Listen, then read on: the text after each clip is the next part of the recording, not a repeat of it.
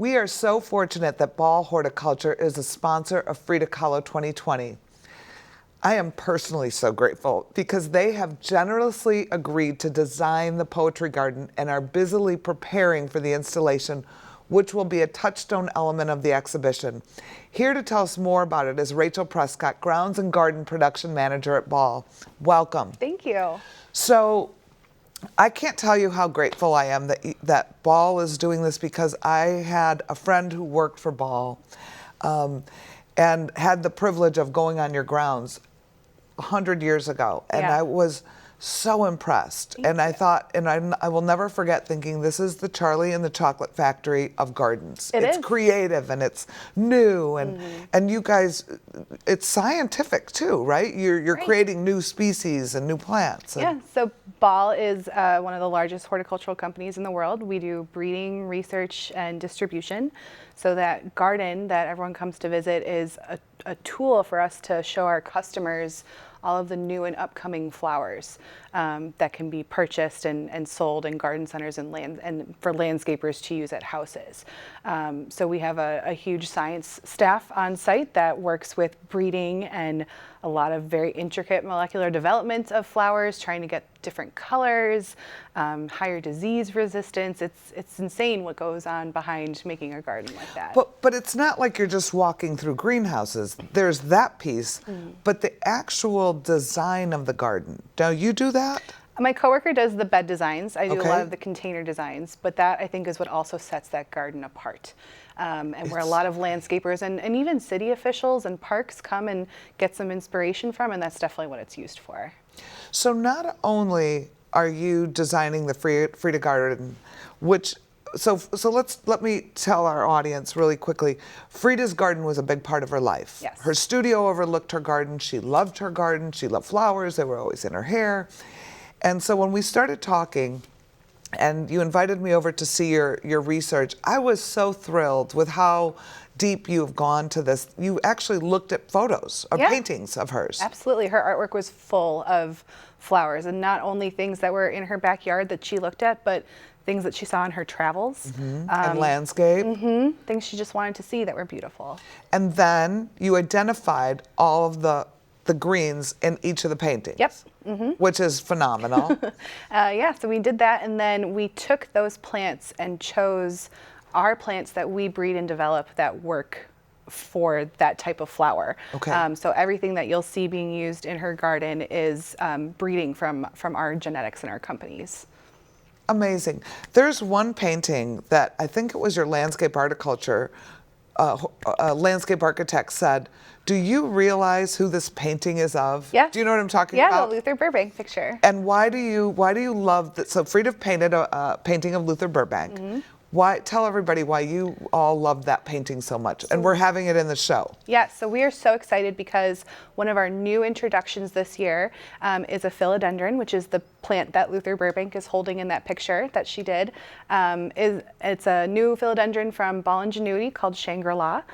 So this is a great way to show off a new product that the consumers who are visiting the garden will eventually be able to purchase and kind of get our name out there. And Luther Burbank is one of the, I think the landscape architect said, you realize he's like the father of modern horticulture. And I was like, I didn't. So it all ties in really well. It does. I think, when this project first started, I never realized how intertwined it was until you really start researching it. And I think because you are so scientific based and education based, there'll be some labeling, right? So people can also learn about all of these plants. That's one of the main goals in our regular garden too, is to have everything labeled so that you can go online and look it up. Another thing that we encourage consumers to do in our garden is to take a picture of that name tag and bring it to your garden center. Ask for that flower. Perfect. That's how a lot of our products get put into like a little IGC, an independent garden center, is their customers specifically asking for a certain type of flower. So share with our audience some of your thoughts of how the garden will look or where your plants will be so they get an idea. Right, so the entrance to the MAC is super shady.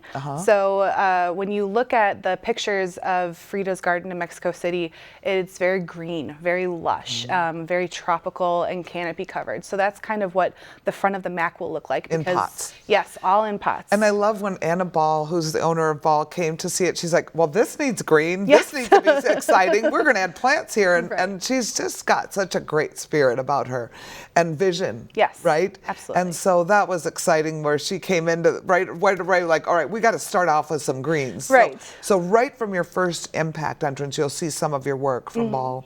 Then you'll go through the historical and then you'll go through the gallery and see the paintings. Then when you go outside toward our courtyard in the back, it'll be beautiful where the Lakeside Pavilion is. Yes. And tell them about that. So that is full blazing sun and is going to be perfect for all of those native Mexican plants.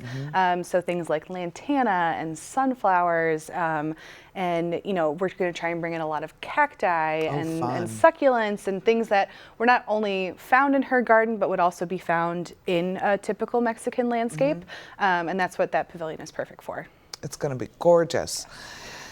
And I've just asked her before we went on camera, can you help me with some plants for my children's area? And she's so good. She goes, well, let's put tactile ones where the children can touch and feel the difference. And I love the educational aspect you always bring to this, and that people will learn about the plants as well. Maybe we'll get some people interested in horticulture that were never interested I'm before. sure you will. And you're even helping the village of Glen Ellyn, aren't you? Yes, I worked with them to kind of figure out a similar design scheme that we could use to repeat throughout Glen Ellyn in their parks department. I'm going to help them out by growing some of those tropicals that are hard to find, and everything will be really cohesive and work really well together. Which is so nice. So after you go to our garden, if you want to go downtown Glen Ellyn and shop and look for all the plants, they're all coming from Rachel. This needs to be the city of Frida for this summer. It will be the city of Frida, and you're a big part of that, and we're so grateful to you. Very excited. Thank you. Thanks.